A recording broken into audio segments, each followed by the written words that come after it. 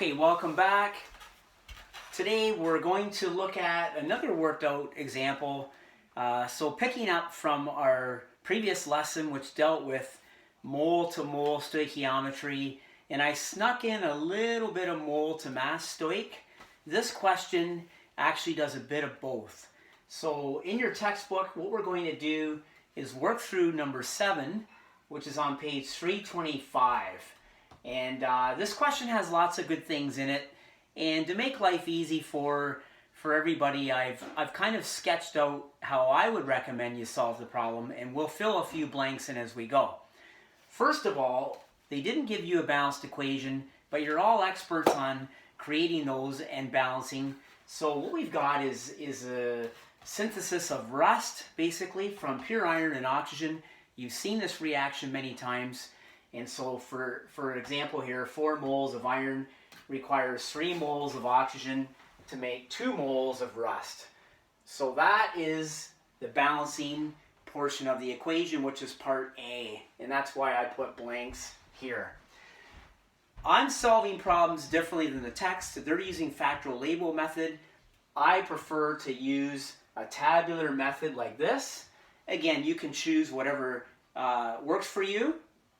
But when I look at this equation, I see our equation line as 4 moles of iron requiring 3 moles of oxygen, and that produces 2 moles of iron 3 oxide or rust. Now, in question B, they're giving you the moles of oxygen gas, which is 15, quite a large number, and the question's saying how many moles of iron are required. So, again, simple ratio, for every 4 moles of iron that we require, we're going to have 3 moles of oxygen. So if we multiply 4/3 times 15, then we get our answer at that point, and we can do that and come up with 20. So our answer here is equal to 20 moles. So that takes care of A. That's a standard mole-to-mole question. In experiment C, we're dealing with a mass-to-mass situation. The good news is you've learned everything you need in order to solve this kind of problem. And what they're saying is how many grams of iron are required to produce 4.6 grams of rust, or iron 3 oxide. There's no mention of moles here at all. The good news is you've all learned about mole land. You understand the mole triangle. We don't need to worry about particles in this case, or atoms or molecules, but you do know how to calculate moles. So we're going from mass to mole, and we can convert this number into moles very easily, because moles equals grams divided by molar mass, and we have 4.6 grams of iron 3 oxide, and we can figure out the molar mass to be 160. I've rounded those numbers off to make life easy for you.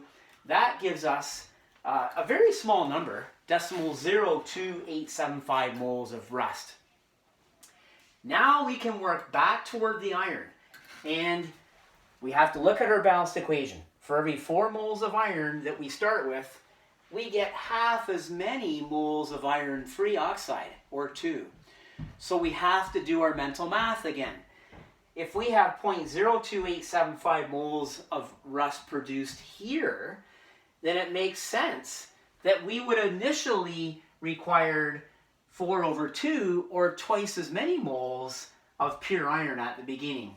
And of course 4/2 is 2, and 2 times this number is decimal 0.0575 moles. Don't press clear on your calculator. You'll get a round off error, and that can be very bad. Okay? And the further on you go, the more you'll learn that. Do not clear, do not round off until you're finished. So, we're almost there. We've got our moles on this side, and instead of going from grams to moles, we got to go from moles to grams. No problem. We still have our equation. In this case, grams equals moles times molar mass. We just found our moles to be 0.0575. The molar mass of iron is 56. Don't forget, that's the mass of 1 mole. Do not use 4. That will get you into a pile of hot water. Don't do it. And at the end of the day, we get 3.22 grams of iron required. So that's how we do mass-to-mass problems. Last question is interesting because it actually asks you to predict how many grams of O2 would be required to react with the iron. Well, we don't use stoichiometry here because the truth is you could, but let's work smarter, not harder. All we have to do is use the good old first law of thermodynamics, which is the law of conservation of mass and energy. The mass of the reactants in a reaction is always equal to the mass of the products.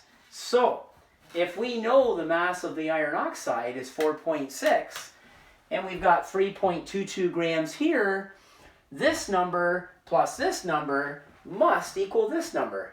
And you can almost do it in your head. You're going to end up with 1.38 grams of oxygen. That allows our masses on both sides to be equal, and there is the answer to a fairly busy question. But the good news is you've learned all the pieces ahead of time that will make this question that looks pretty hard on the surface end up being pretty darn easy. I hope that helped. We'll do some more problem solving in the next video.